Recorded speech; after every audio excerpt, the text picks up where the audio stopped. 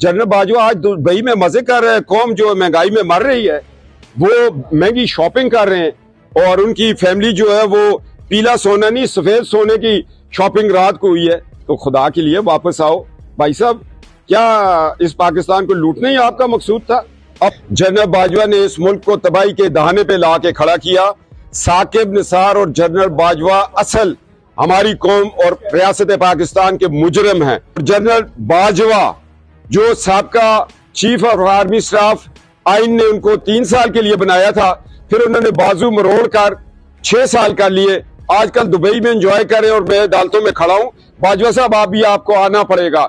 आप retired general है और मैं रिटायर्ड कैप्टन हूं, फर्क कोई भी नहीं है। अब दोनों रिटायरमेंट की लिस्ट पे लाइन में खड़े हैं। आप इस मुकदमे में पेश होंगे कि आपने क्यों फैज हमीद को दबाव में रखा और उसने मुसद्दक अब्बासी को रखा और उसने आगे होम सेक्रेटरी को रखा और ये FIR हुई।